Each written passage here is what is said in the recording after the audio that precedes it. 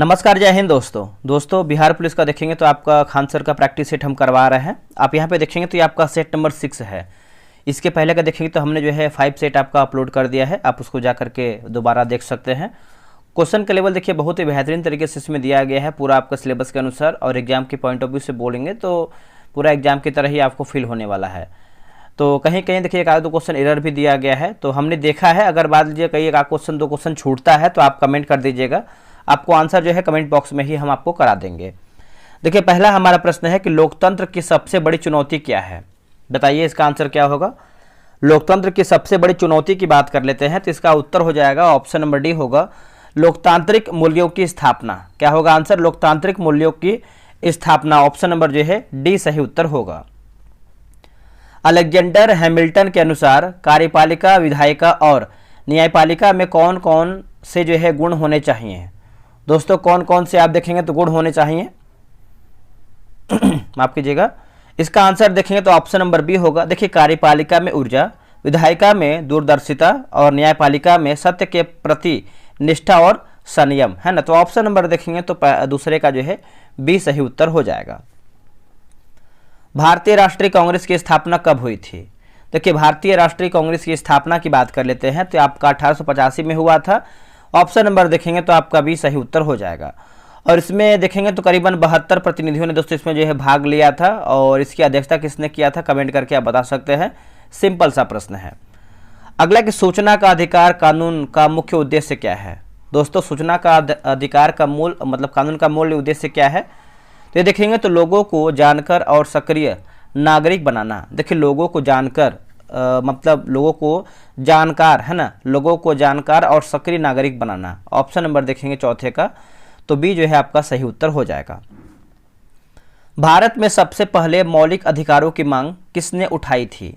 भारत में सबसे पहले मौलिक अधिकारों का जो मांग है दोस्तों किसने उठाया था, तो दोस्तों इसका उत्तर हो जाएगा ऑप्शन नंबर बी होगा, बाल गंगाधर तिलक हो जाएंगे। क्या होगा आंसर, बाल गंगाधर तिलक ने। अगला प्रश्न है किसी भी देश में राजनीतिक स्थायित्व के लिए निम्नलिखित में से क्या आवश्यक नहीं है। दोस्तों इनमें से देखेंगे तो क्या आपका जो है आवश्यक नहीं है, तो ऑप्शन नंबर देखेंगे तो सरकार द्वारा विरोधी दलों को नज़रबंद करना, है ना, सरकार द्वारा विरोधी दल को नज़रबंद करना। ऑप्शन नंबर जो है छठे का डी सही उत्तर होगा। आगे हमारा प्रश्न है कि संविधान के 44वें संशोधन के अनुसार यदि मंत्रिपरिषद राष्ट्रपति को कोई सलाह देती है तो राष्ट्रपति क्या कर सकता है। राष्ट्रपति दोस्तों जो है क्या कर सकता है, तो इसका उत्तर देखेंगे तो उस सलाह को एक बार पुनर्विचार के लिए मंत्रिपरिषद को वापस भेज सकता है ना। तो ऑप्शन नंबर जो है आपका 7 का बी होगा। देखिए जब आप 44वां संविधान संशोधन पढ़ेंगे तो उसके अनुसार देखेंगे तो मंत्रिपरिषद की सिफारिश को फिर से विचार करने के लिए एक बार वापस कर सकते हैं, परंतु मंत्रिपरिषद द्वारा पुनः विचार के उपरांत राष्ट्रपति सलाह मानने को बाध्य है। भारत के सर्वोच्च न्यायालय के मुख्य न्यायाधीश की नियुक्ति कौन करता है। देखिए भारत के सर्वोच्च न्यायालय के मुख्य न्यायाधीश की नियुक्ति कौन करता है, दोस्तों ये करता है राष्ट्रपति करता है। कौन करता है, राष्ट्रपति। ऑप्शन नंबर देखेंगे तो सी सही उत्तर हो जाएगा, राष्ट्रपति। अगस्त 2001 में भारतीय संसद द्वारा किस संवैधानिक संशोधन के तहत लोकसभा और विधानसभाओं की कुल सीटों की संख्या 2026 तक स्थिर यानी फ्रीज कर दिया गया है, वो कौन सा संविधान संशोधन है, तो इसका उत्तर हो जाएगा 44वां संविधान संशोधन। और ये आपका कब हुआ है, तो 2001 में हुआ है, 2001 में, ठीक है, तो याद रखिएगा सभी लोग। और 26 तक देखेंगे तो आपका कोई भी जो है परिवर्तन नहीं होगा। शिक्षा का अधिकार किस संविधान संशोधन द्वारा मौलिक अधिकार बनाया गया है। देखिए शिक्षा का अधिकार की बात करते हैं तो कौन सा जो संशोधन है मौलिक अधिकार बनाया गया है, तो इसका आंसर हो जाएगा 86वां संविधान संशोधन। क्या होगा आंसर, 86वां संविधान संशोधन। और ये आपका कब हुआ है, 2002 में हुआ है, ठीक है, तो आप इसको अच्छे तरीके से याद रखिएगा। और इसमें देखेंगे तो अब 6 से लेकर 14 वर्ष की आयु के सभी भारतीय बच्चों को शिक्षा का मौलिक अधिकार प्राप्त है। हड़प्पा सभ्यता किस काल की सभ्यता थी। दोस्तों हड़प्पा सभ्यता जो है कौन से काल की सभ्यता थी, तो ये कांस्य युगीन सभ्यता बोल सकते हैं। ऑप्शन नंबर जो है आपका सी सही उत्तर हो जाएगा, कांस्य युगीन। और ये जो हड़प्पा सभ्यता के लोग थे किस की पूजा करते थे, ये पशुपति की पूजा करते थे। किसकी दोस्तों, पशुपति का जो है ये पूजा करते थे। और इसको जो है कांस्य युगीन भी बोलते हैं, कांस्य युग भी बोलते हैं। एक आपका और प्रश्न पूछता है कि इसकी खोज किसने किया था, तो आप कमेंट बॉक्स में बताइएगा। अगला कि नरोत्तम है, नरोत्तम सिंहानुक कहाँ के शासक थे? सिंहानुक जो है कहाँ के शासक थे? तो ये थे कंबोडिया के शासक थे। आंसर देखेंगे तो डी सही उत्तर हो जाएगा, कंबोडिया के शासक थे। आगे बढ़ते हैं कि लोकार्नो संधि का मुख्य उद्देश्य क्या था? दोस्तों लोकार्नो संधि का मुख्य उद्देश्य क्या था? तो यूरोपीय सीमाओं की सुरक्षा और शांति बनाए रखना। देखिए यूरोपीय सीमाओं की सुरक्षा और शांति बनाए रखना। ऑप्शन नंबर जो है 13 का भी सही होगा। जलियांवाला बाग हत्याकांड कब हुआ था? दोस्तों जलियांवाला बाग हत्याकांड की बात करते हैं तो इसका उत्तर हो जाएगा 13 अप्रैल 1919 को जो है इसका बोल सकते हैं ये घटना हुआ था। ऑप्शन नंबर जो है 14 का ये सही उत्तर हो जाएगा। और बात कर लेते हैं दोस्तों, इसमें आपका एक और प्रश्न आता है कि जनरल जनरल डायर ने आदेश के तहत ब्रिटिश सैनिकों द्वारा जो है जलियांवाला बाग पर जो है एकत्रित होकर मतलब एकत्रित हजारों निर्दोषों को बोल सकते हैं गोली मरवा दिया था। ठीक है, अगला है कि प्रश्न आपका सविनय अवज्ञा आंदोलन किस घटना से शुरू हुआ है? दोस्तों सविनय अवज्ञा की बात करते हैं तो इसका आंसर क्या हो जाएगा बताइएगा। इसका आंसर जो है आपका 15 का ऑप्शन नंबर बी सही उत्तर हो जाएगा, डांडी यात्रा होगा। क्या होगा दोस्तों? डांडी यात्रा। और ये आपको देखिए 12 मार्च 1930 में दोस्तों हुआ है, 12 मार्च 1930 को। ठीक है, और वही अगर हम चौरी चौरा की बात करते हैं तो कब हुआ है बताइएगा। चौरी चौरा की बात करते हैं तो इसमें आपका 1922 में दोस्तों ये आपका हुआ है, 1922 में आई थिंक हुआ है। और भारत छोड़ो की बात करते हैं तो ये आपका 1942 में हुआ है। और असहयोग कब हुआ है बताइएगा कमेंट करके। आगे बढ़ेंगे, राजा राम मोहन राय ने किस संस्था की स्थापना किया है? देखिए राजा राम मोहन राय की बात करते हैं तो ब्रह्म समाज की स्थापना जो है राजा राम मोहन राय के द्वारा किया गया है, याद रखिएगा। और ऑप्शन नंबर देखेंगे तो आपका जो है बी सही उत्तर हो जाएगा। क्या होगा?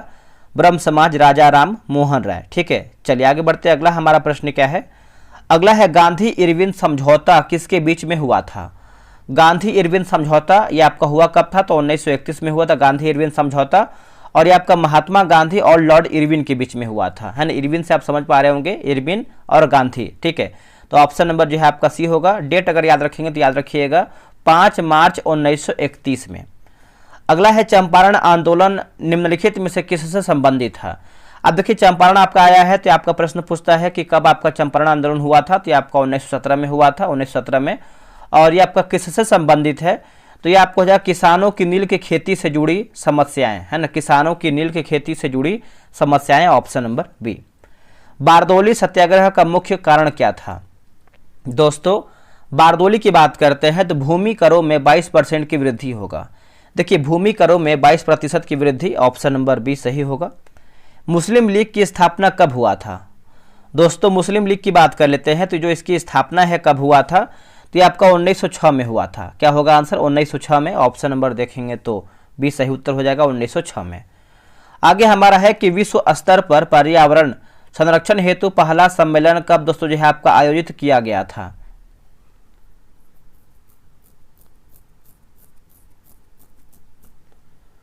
इसका उत्तर हो जाएगा आपका ऑप्शन नंबर बी होगा, 1972 जो है सही उत्तर हो जाएगा, 1972। ठीक है, आपसे एक प्रश्न पूछता है कि जो आपका पर्यावरण दिवस जो है मनाते कब हैं? दोस्तों पर्यावरण दिवस की बात करते हैं तो इसको दोस्तों जो है 5 जून को मनाते हैं, 5 जून को। आगे बढ़ते हैं, कपास की खेती के लिए कौन सी मिट्टी उपयुक्त है? देखिए कपास की खेती के लिए आप देखेंगे तो आपका काली मिट्टी जो है सबसे अच्छी मानी जाती है। ऑप्शन नंबर जो है आपका बी सही उत्तर हो जाएगा। क्या होगा? काली मिट्टी। ठीक है, तो आप इसको अच्छे तरीके से याद रखिएगा। और इसको देखेंगे तो कपासीय यानी काली कपासी मिट्टी के भी रूप में भी जानते हैं इसको हम। नेक्स्ट हमारा है कि नर्मदा बचाओ आंदोलन का मुख्य उद्देश्य क्या था? नर्मदा बचाओ मुख्य की बात करते हैं तो इसका उत्तर हो जाएगा बांध निर्माण से विस्थापित लोगों के अधिकारों की रक्षा। देखिए बांध निर्माण से विस्थापित लोगों के अधिकारों की रक्षा, ऑप्शन नंबर सी सही होगा। अगला है चिपको आंदोलन का मुख्य उद्देश्य क्या था? दोस्तों चिपको आंदोलन की बात करते हैं तो आपका बिजली उत्पादन जो है इसका सही उत्तर हो जाएगा, ऑप्शन नंबर सी सही उत्तर हो जाएगा, बिजली उत्पादन। क्या होगा? बिजली उत्पादन। चलिए आगे बढ़ते हैं। अगला हमारा प्रश्न है, अगला कि भाखड़ा नांगल परियोजना किस नदी पर स्थित है? और इसका आंसर क्या होगा 25 का? देखिए भाखड़ा नांगल की बात करते हैं तो ये कौन सी नदी पर है? तो इसका उत्तर हो जाएगा ऑप्शन नंबर सी होगा, सतलज हो जाएगा, यानी सतलुज हो जाएगा। ठीक है, तो आप इसको अच्छे तरीके से याद रखिएगा, सतलज। ज्वारीय एवं तरंग ऊर्जा उत्पादन हेतु भारत के अधिक अनुकूल परिस्थितियां कहाँ पाई जाती हैं?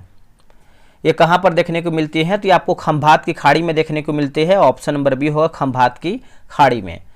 अगला है कि मैग्नीज का मुख्य उपयोग किस उद्योग में होता है? देखिए, मैग्नीज का मुख्य उपयोग किस उद्योग में होता है? तो ये होता है इस्पात यानी स्टील उद्योग में होता है। ऑप्शन नंबर 27 का देखेंगे तो बी सही होगा। बिहार का पहला हरिजन मुख्यमंत्री था कौन? देखिए, बिहार का पहला हरिजन की बात करते हैं तो भोला पासवान शास्त्री हो जाएंगे। ऑप्शन नंबर आपका डी सही उत्तर हो जाएगा, भोला पासवान शास्त्री। आगे बढ़ते अगला हमारा है कि बिहार का राजकीय वृक्ष कौन सा है? दोस्तों, बिहार का राजकीय वृक्ष की बात कर लेते हैं तो राइट आंसर जो है आपका 29 का ऑप्शन नंबर बी होगा, पीपल जो है सही उत्तर हो जाएगा, पीपल, है ना। और बिहार मतलब यह भारतीय राज्य का एक तरीके से बोल सकते हैं प्रतीक भी है। क्या है? प्रतीक। जब इसका लोगो देखेंगे बिहार का तो आपको पीपल दिखेगा। बिहार में सबसे कम लिंगानुपात वाला जिला कौन सा है? देखिए, बिहार में सबसे कम लिंगानुपात की बात करते हैं तो आपका मुंगेर हो जाएगा। क्या होगा दोस्तों? मुंगेर। ऑप्शन नंबर जो है 30 का सही उत्तर हो जाएगा, जहाँ 1000 पुरुषों पर देखेंगे तो आपका 876 महिलाएं जो है शामिल हैं। अगला कि बिहार वासियों के जीवन निर्वाह का मुख्य साधन क्या है? बिहार वासियों के जीवन निर्वाह का मुख्य साधन क्या है? तो इसका उत्तर हो जाएगा कृषि हो जाएगा दोस्तों। ऑप्शन नंबर सी सही उत्तर हो जाएगा, कृषि। अब्दुल बारी पुल बिहार में कहां पर है? दोस्तों, अब्दुल बारी पुल की बात करते हैं तो ये आपको बिहार में देखने को मिलता है, भोजपुर में। कहां पे? भोजपुर में। 32 का देखेंगे तो ऑप्शन नंबर ए हो जाएगा, भोजपुर में। आगे बढ़ेंगे हम कि स्वर्ण जयंती ग्राम स्वरोजगार योजना की शुरुआत कब की गई है? दोस्तों, इसकी शुरुआत की बात करते हैं तो ये किया गया है 1999 में किया गया है। ऑप्शन नंबर बी सही उत्तर हो जाएगा, 1999 में। चलिए आगे बढ़ते अगला है कि भारत में, देखिए, भारत में पहली जनगणना किस वर्ष हुआ था? देखिए, भारत में पहली जनगणना की बात करते हैं तो आपका 1872 में हुआ था। ऑप्शन नंबर ए सही उत्तर हो जाएगा, 1872 में। और वही बात करते हैं कि सन 1881 में पहली बार जनगणना जो है यानी संपूर्ण जनगणना दोस्तों जो है किया गया था।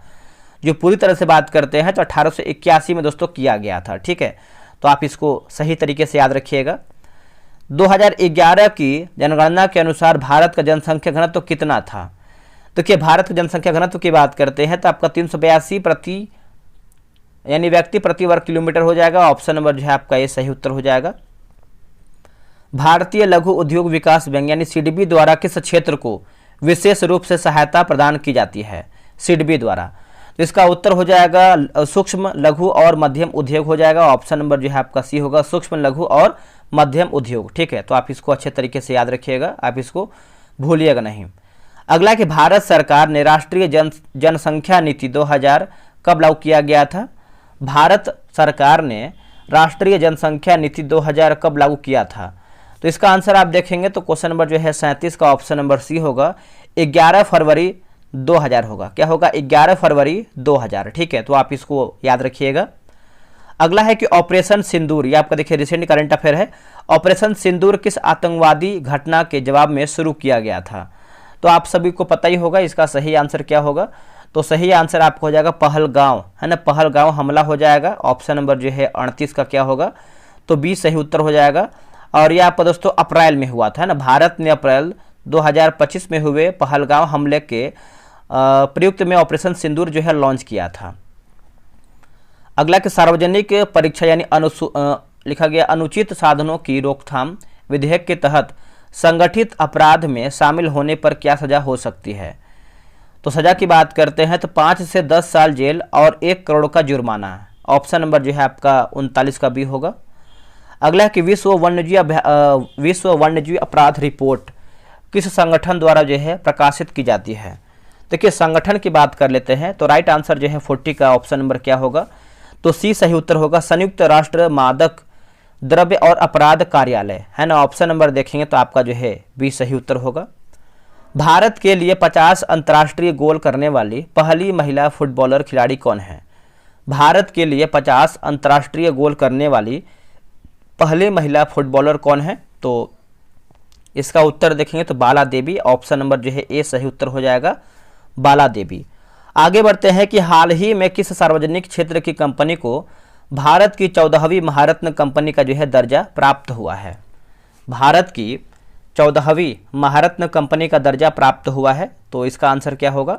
इसका उत्तर हो जाएगा हिंदुस्तान एरोनॉटिक्स लिमिटेड हाल, है ना। ऑप्शन नंबर देखेंगे तो आपका बी सही उत्तर हो जाएगा। अंतर्राष्ट्रीय श्रम संगठन यानी ILO का मुख्यालय कहाँ पर स्थित है? अंतर्राष्ट्रीय श्रम संगठन, इसका आप मुख्यालय दोस्तों देखेंगे तो इसका सही आंसर क्या होगा बताइए? इसका सही उत्तर हो जाएगा जिनेवा, जो है सही उत्तर हो जाएगा। ऑप्शन नंबर सी हो जाएगा जिनेवा। चलिए आगे बढ़ते हैं। अगला हमारा प्रश्न क्या है? देखिए अगला प्रश्न है कि भारत के 52वें मुख्य न्यायाधीश कौन बने हैं? भारत के 52वें मुख्य न्यायाधीश की बात करते हैं तो ये बने हैं जस्टिस BR गवई बने हैं, justice BR Gavai. Option number जो है 44 का सी सही होगा, जस्टिस BR गवई। अगला है कि क्रिकेट इतिहास में सबसे कम उम्र में रणजी ट्रॉफी में पदार्पण करने वाला खिलाड़ी कौन है? दोस्तों कौन खिलाड़ी है? तो ये आपका वैभव सूर्यवंशी है। कौन है? वैभव सूर्यवंशी। और इनको जो है राजस्थान रॉयल बोल सकते हैं, ठीक है। RRR ने इसको जो है खरीदा है, राजस्थान रॉयल ने। 1 करोड़ से अधिक इनका जो है एक तरीके से बोल सकते हैं बोली लगाया गया था। 18वीं लोकसभा में नेता प्रतिपक्ष कौन है? दोस्तों 18वीं लोकसभा में नेता प्रतिपक्ष की बात करते हैं तो यह है राहुल गांधी हैं। कौन है दोस्तों? राहुल गांधी। ऑप्शन नंबर देखेंगे तो बी होगा राहुल गांधी। अगला है कि Modi government new surge of communist पुस्तक के लेखक कौन है? तो इसका उत्तर हो जाएगा सीताराम येचुरी होगा। क्या होगा? सीताराम येचुरी। ऑप्शन नंबर आपका सी सही होगा। निम्नलिखित में से कौन सा त्यौहार राजस्थान से जुड़ा हुआ है? दोस्तों इनमें से हमारा कौन सा त्यौहार है जो राजस्थान से जुड़ा हुआ है? तो आपका बूंदी उत्सव हो जाएगा। क्या होगा आंसर? बूंदी उत्सव, है ना। याद रखिएगा सभी लोग। ऑप्शन नंबर सी होगा बूंदी उत्सव या फिर बूंदी महोत्सव भी कहीं कहीं देखने को मिलता है। अगला है कि अंतर्राष्ट्रीय ओलंपिक दिवस 2024 जो हर वर्ष 23 जून को मनाया जाता है, इसका विषय क्या था? देखिए विषय की बात करते हैं तो इसका विषय हो जाएगा आइए आगे बढ़ें और जश्न मनाएं। आइए आगे बढ़ें और जश्न मनाएं। ऑप्शन नंबर 49 का डी होगा। अगला है गर्म पानी वन्यजीव अभयारण्य कहाँ स्थित है? दोस्तों गर्म पानी वन्यजीव अभयारण्य की बात करते हैं तो ये आपको असम में देखने को मिलता है। 50 का ऑप्शन नंबर ये हो जाएगा असम में। अगला है कि पंथी नृत्य शैली का संबंध भारत के किस राज्य में है ना। भारत के किस राज्य से है पंथी नृत्य शैली का संबंध? तो ये आपका केरल से हो जाएगा। ऑप्शन नंबर सी सही उत्तर हो जाएगा केरल से। आगे बढ़ते हैं। अगला हमारा प्रश्न है क्वेश्चन नंबर 52 नंबर देखेंगे कि भवई किस भारतीय राज्य की पारंपरिक नाट्य शैली है? ये जो आपका भवई है किस भारतीय राज्य की पारंपरिक नाट्य शैली है? दोस्तों ये हो जाएगा गुजरात का हो जाएगा। क्या होगा आंसर? गुजरात का। ऑप्शन नंबर 52 का ए सही उत्तर होगा गुजरात। निम्नलिखित में से कौन सी कृति प्रसिद्ध भारतीय लेखक खुशवंत सिंह की है ना। भारतीय लेखक खुशवंत सिंह की है तो ये आपका हो जाएगा ट्रेन टू पाकिस्तान होगा। क्या होगा answer? Train to Pakistan. Option number D सही होगा ट्रेन टू पाकिस्तान। पौधे किस प्रक्रिया द्वारा जो है अपना भोजन बनाते हैं? जो पौधे हैं कौन से प्रक्रिया के द्वारा जो है अपना भोजन बनाते हैं? इसका उत्तर हो जाएगा प्रकाश संश्लेषण जो है सही उत्तर हो जाएगा। ऑप्शन नंबर बी होगा प्रकाश संश्लेषण। निम्नलिखित में से किस यानी इनमें से कौन जो है मतलब कौन कीटभक्षी पौधा है? इनमें से हमारा दोस्तों जो है कौन सा है जो आपका कीटभक्षी पौधा है? तो इसका आंसर आप 55 का देखेंगे तो सही उत्तर आपका जो है सी हो जाएगा घटपर्णी जो है सही उत्तर हो जाएगा घटपर्णी, है ना। ऑप्शन नंबर सी होगा घटपर्णी। लेंस की क्षमता का एसआई मात्रक क्या होता है? दोस्तों लेंस की क्षमता का एसआई मात्रक क्या होता है? तो ये आपका डायोप्टर होता है। क्या होता है? डायोप्टर। Option number C. अगला है कि समंजन क्षमता का क्या अर्थ है? समंजन क्षमता का अर्थ की बात करते हैं तो आंख की लेंस की फोकस बदलने की क्षमता। देखिए आंख की लेंस की फोकस बदलने की क्षमता। ऑप्शन नंबर सी सही होगा। जब श्वेत प्रकाश कांच के प्रिज्म से होकर गुजरता है तो वह कितने रंगों में विभाजित होता है? दोस्तों वह जो है कितने रंग में विभाजित होता है? तो ऑप्शन नंबर सी होगा 7 रंग में विभाजित होता है। कौन कौन सा रंग है? तो इसमें देखेंगे तो आपका बैगनी, इंडिको, नीला, हरा, पीला, नारंगी, लाल, ठीक है। तो ये सब देखेंगे तो आपका हो जाएगा। आगे हमारा प्रश्न है कि वायुमंडलीय अपवर्तन के कारण सूर्योदय और सूर्यास्त में लगभग कितने मिनट तक की जो है दूरी हो सकती है? तो इसका उत्तर हो जाएगा लगभग 2 मिनट की। क्या होगा आंसर? लगभग जो है 2 मिनट की दूरी हो सकती है। ऑप्शन नंबर क्या होगा? 2 मिनट हो जाएगा। अगला है कि आकाश का नीला रंग किसके कारण होता है? ये जो आपका आकाश का नीला रंग है ये किसके वजह से होता है? तो प्रकाश का प्रकीर्णन हो जाएगा। ऑप्शन नंबर देखेंगे तो सी सही उत्तर होगा, प्रकाश का प्रकीर्णन। आगे बढ़ते हैं, अगला हमारा है कि टिंडन, है ना, टिंडल प्रभाव किन मिश्रणों में देखा जाता है? टिंडन प्रभाव, तो इसका आंसर आप देखेंगे क्वेश्चन नंबर 61 का, तो ऑप्शन नंबर सी होगा, कोलाइडी मिश्रण जो है सही उत्तर हो जाएगा। ऑप्शन नंबर सी होगा कोलाइडी मिश्रण, आप इसको अच्छे तरीके से याद रखिएगा। मानव नेत्र अभिनेत्र लेंस की फोकस दूरी को समायोजित करने यानी समायोजित करके विभिन्न दूरियों पर रखी वस्तुओं को फोकसित कर सकता है। ऐसा हो जाने का कारण यानी ऐसा हो पाने का कारण है, तो इसका उत्तर हो जाएगा समंजन जो है सही उत्तर हो जाएगा। ऑप्शन नंबर बी होगा समंजन। आगे बढ़ते हैं कि विद्युत विभव और विभवांतर के बीच मुख्य अंतर क्या है? विद्युत विभव और विभवांतर के बीच के मुख्य अंतर की बात करते हैं, तो देखिए विद्युत विभव किसी बिंदु पर परिभाषित होता है, जबकि विभवांतर दो बिंदुओं के बीच जो है परिभाषित होता है। ऑप्शन नंबर जो है ए सही उत्तर होगा। किस वैज्ञानिक ने यह खोज किया है कि गतिशील चुंबक का उपयोग विद्युत धारा उत्पन्न करने के लिए जो है आपका किया जा सकता है? इसका आंसर आप देखेंगे 64 का, तो ऑप्शन नंबर बी होगा माइकल फैराडे जो है सही उत्तर हो जाएगा, Michael Faraday. Option number B होगा माइकल फैराडे। अगला है गैल्वेनोमीटर का मुख्य कार्य क्या है? दोस्तों गैल्वेनोमीटर का मुख्य कार्य की बात करते हैं, तो इसका उत्तर हो जाएगा विद्युत धारा की उपस्थिति और दिशा का संकेत देना। विद्युत धारा का उपस्थिति और दिशा का संकेत देना, ऑप्शन नंबर बी सही होगा। विद्युत जनित्र का मुख्य कार्य क्या है? दोस्तों विद्युत जनित्र का मुख्य कार्य की बात करते हैं, तो इसका आंसर आपका हो जाएगा यांत्रिक ऊर्जा को विद्युत ऊर्जा में परिवर्तित करना। देखिए यांत्रिक ऊर्जा को विद्युत ऊर्जा में परिवर्तित करना, ऑप्शन नंबर जो है आपका ये सही उत्तर हो जाएगा। चलिए आगे हमारा प्रश्न है कि ओजोन परत मुख्यतः वायुमंडल के किस स्तर में जो है पाई जाती है? दोस्तों ओजोन परत मुख्यतः वायुमंडल के कौन से स्तर में जो है देखने को मिलता है? तो इसका आंसर जो है 67 का ऑप्शन नंबर बी होगा, समानांतर जो है माफ कीजिएगा समताप मंडल होगा। क्या होगा? समताप मंडल, ऑप्शन नंबर बी। गुब्बारे में कौन सी गैस भरी जाती है जिससे वह हवा में उड़ता है? तो इसका आंसर क्या होगा? तो हीलियम जो है सही आंसर हो जाएगा। ऑप्शन नंबर देखेंगे तो डी सही उत्तर हो जाएगा, हीलियम। और वायुयान के टायरों में दोस्तों क्या भरा जाता है? आप भी कमेंट करके बताइएगा। निम्न में से पदार्थ की कौन सी अवस्था की संपीड़ता सबसे अधिक होती है?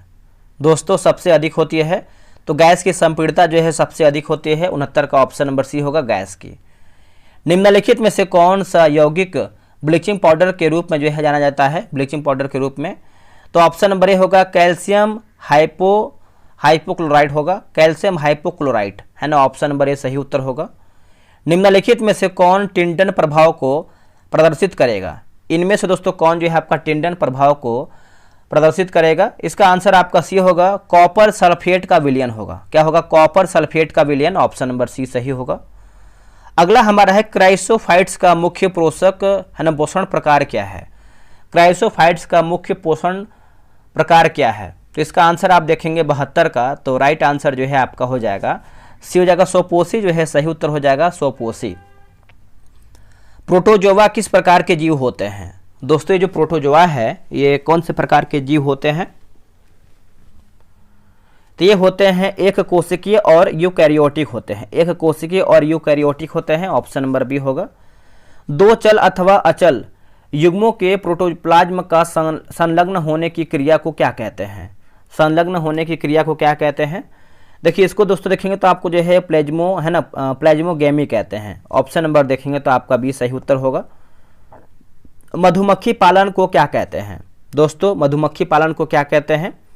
इसको आप देखेंगे तो जो है एपीकल्चर कहते हैं। क्या होगा answer? Apiculture, option number B होगा, एपीकल्चर। जैव रासायनिक चक्रों में तत्वों का संचालन किसके बीच होता है? दोस्तों किसके बीच होता है? तो ये होता है जीवों और अजैविक घटकों के बीच में होता है। देखिए जीवों और अजैविक घटकों के बीच में होता है, ऑप्शन नंबर सी। निम्नलिखित में से कौन सा रोग लैंगिक संपर्क से फैलता है?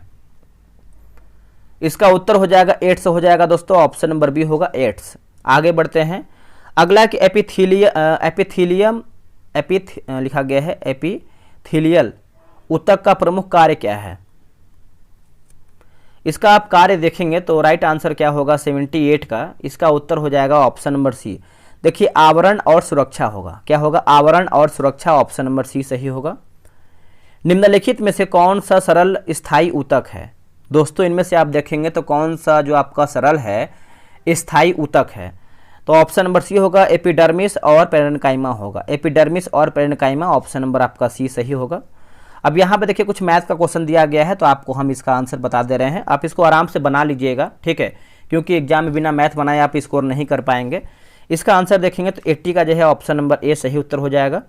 और 81 की बात करते हैं तो 81 का ऑप्शन नंबर डी हो जाएगा। चलिए आगे देख लेते हैं अगला हमारा क्या है। 82 की बात करते हैं, 82 का, तो 82 का दोस्तों ऑप्शन नंबर आपका बी हो जाएगा 82 का। और क्या दिया गया है? 83 नंबर दिया गया है तो ऑप्शन नंबर बी होगा 83 का। 84 है ना, 84 की बात करते हैं तो आपका ऑप्शन नंबर ए सही उत्तर होगा। अब आते हैं 85 नंबर पे। 85 की बात करते हैं तो राइट आंसर आपका ऑप्शन नंबर ए सही उत्तर होगा। 86 नंबर देख लेते हैं, 86 का ऑप्शन नंबर ए सही उत्तर होगा। 87 नंबर देख लेते हैं, 87 का ऑप्शन नंबर बी सही उत्तर होगा। अब आते हैं 88 नंबर पे। देखिए निम्नलिखित प्रश्न में दिए गए 4 विकल्पों में से उस विकल्प का चयन करें जो दिए गए मुहावरों के अर्थ को सर्वश्रेष्ठ रूप से व्यक्त करता है। नाक का बाल होना। देखिए नाक का बाल होने का अर्थ क्या होता है? तो इसका अर्थ आप देखेंगे तो बहुत प्रिय होना। क्या होगा? बहुत प्रिय होना, ऑप्शन नंबर सी सही होगा। निम्नलिखित प्रश्न में 4 विकल्पों में से उस सही विकल्प का चयन करें जो वाक्यांशों के लिए एक शब्द का विकल्प हो, जैसे किसी व्यक्ति या सिद्धांत का समर्थन करने वाला हो। उसको देखेंगे तो जो है अनुयायी कहते हैं। क्या कहते हैं? अनुयायी। ऑप्शन नंबर देखेंगे तो डी होगा, अनुयायी। दिए गए वाक्यों में गलत वर्तनी का ज्ञात करके बताइए। जैसे एक क्षण में तुमने सब तबाह कर दिया, तो इसका उत्तर हो जाएगा क्षण हो जाएगा, ऑप्शन नंबर बी होगा क्षण। आगे हमारा प्रश्न है कि निम्नलिखित प्रश्न में 4 विकल्प में से पूछ रहा है कि आपका पर्यायवाची शब्द क्या है। तो आकुल का पर्यायवाची पूछ रहा है तो इसका उत्तर हो जाएगा कशिश हो जाएगा। क्या होगा दोस्तों? कशिश। दिए गए वाक्य में रेखांकित शब्द का विलोम शब्द ज्ञात करें। यह जो आपका मतलब जो लाइनर दिया गया है, मतलब जो आपका अंडरलाइन है, अर्पण का पूछ रहा है कि उल्टा क्या होगा। देखिए अर्पण का आप उल्टा देखेंगे तो हो जाएगा ग्रहण होगा। क्या होगा दोस्तों? ग्रहण। ऑप्शन नंबर डी होगा ग्रहण। आगे बढ़ते हैं, अगला है कि निम्नलिखित प्रश्न में 4 विकल्पों में से उस विकल्प का चयन करें जो रिक्त स्थान के लिए सही जातिवाचक संज्ञा वाला विकल्प हो। जैसे सड़क पर बहुत सी सुंदर सुंदर डैश आती जाती दिखाई दी, तो इसका आंसर क्या होगा? इसका उत्तर हो जाएगा गाड़ियां हो जाएगा, ऑप्शन नंबर ए होगा गाड़ियां। अब यहाँ पर कुछ इंग्लिश का भी प्रश्न दिया गया है तो इसका आंसर देख लेते हैं या फिर आपको इसका आंसर बता ही देते हैं। आप बना भी सकते हैं इसको आप आराम से। देखिए हम जब भी इंग्लिश और मैथ का आंसर देते हैं तो आप खुद से वीडियो रोक लिया कीजिए, फिर इसको आप जो है इसको बनाया कीजिए। सेम आपको पूछ रहा है कि आपका जो है एंटोनिम जो है आपका जो अंडरलाइन दिया गया है आपका इसी को बताना है 94 का, तो बिनोलेंट करके पूछ रहा है ना। तो इसका आंसर आपका जो है 94 का ऑप्शन नंबर आपका बी सही उत्तर हो जाएगा। आइडियम से आपका इसका भी आंसर बना ही लीजिए। इसका आंसर जो है 95 का ऑप्शन नंबर सी सही होगा, टू एग्री विथ समवन। आगे हमारा है 96 नंबर। देखिए find the synonym of the given term, है ना। तो 40 लिखा गया है 45। इसका आंसर क्या होगा? इसका आंसर देखेंगे तो ऑप्शन नंबर ए सही उत्तर हो जाएगा। आगे है 97 का आंसर देख लीजिए। इसका आंसर आपका 97 का ऑप्शन नंबर ए सही उत्तर हो जाएगा। 98 का देख लीजिए। इसका आंसर क्या होगा? 98 का दोस्तों 98 का ऑप्शन नंबर आपका जो है बी सही उत्तर होगा। और 99 की बात करते हैं तो 99 का ऑप्शन नंबर डी हो जाएगा एम्बल। और 100 यानी आखिरी प्रश्न हमारा है, आखिरी प्रश्न की बात करते हैं तो ये आपका ऑप्शन नंबर जो है क्लियर सही होगा। देखिए 100 प्रश्न मैंने समाप्त कर दिया है। आप लोग कितना प्रश्न सही किए हैं प्रॉपर तरीके से कमेंट करके बताइए। और देखिए मैंने जो है फरवरी महीने का इस करेंट अफेयर अपलोड कर दिया है, आप उसको देख लीजिए। वहाँ से अगर कोई क्वेश्चन बनता है फरवरी से तो आप बना लेंगे। चलिए मिलते हैं एक नई वीडियो में। आज के लिए इतना ही। जय हिंद, जय भारत।